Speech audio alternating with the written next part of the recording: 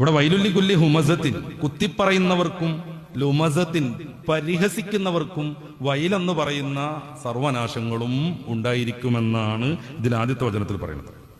എന്താണ് ഈ ഹുമസത്ത് എന്ന് പറഞ്ഞിട്ടുണ്ടെങ്കിൽ ഈ ടൈറ്റ് പേര് വിളിക്കലൊക്കെ അതിന്റെ ഭാഗമാണ്. ടൈറ്റ് പേര് വിളിക്കുക, ഒരാൾക്ക് ഇഷ്ടമല്ലാത്ത പേര് അവനെ കുറിച്ച് വിളിക്കുക, കുത്തി പറയാം, മോശാക്കുക. അതൊരാക്ഷം കൊണ്ടാണെങ്കിൽ പോലും ഒരാൾ സദസ്സിലേക്ക് കയറി വരികയാണ്, നമ്മൾക്ക് ആദ്യത്തെ ഇങ്ങനെ കാട്ടുക, ഒന്ന് കണ്ണേറ്റ് ഒന്നിങ്ങനെ കാട്ടുക. അതേപ്രകാരം ഒരാൾക്ക് ഇഷ്ടമില്ലാത്തത് അവന്റെ അസാന്നിധ്യത്തിലോ സാന്നിധ്യത്തിലോ പറയാം. അസാന്നിധ്യത്തിൽ പറഞ്ഞ ഗീബത്താകും. സൂറത്തുൽ ജറാത്തിൽ തന്നെ അതും പറയുന്നുണ്ട്, അയുഹിബ്ബു അഹദുക്കും അൻ യഅകുല ലഹമ അഖീഹി മൈത. നിങ്ങളുടെ സഹോദരൻ മരിച്ചാൽ മാംസം തിന്നാൻ, കൊത്തി വലിച്ച് വിഴുങ്ങാൻ നിങ്ങൾ താല്പര്യപ്പെടുമോ എന്നാണ്.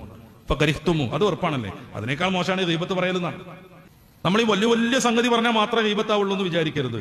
സഹാബത്ത് ചോദിക്കുന്നുണ്ട്, ഒരുത്തന്റെ അസാന്നിധ്യത്തിൽ അവനെ കുറിച്ച് ഇഷ്ടമല്ലാത്തത് പറയലാണ് ഗീബത്ത് എന്ന് മുത്തറസൂൽ വിശദീകരിക്കുമ്പോൾ സഹാബ കിറാൻ ചോദിക്കുന്നുണ്ട്,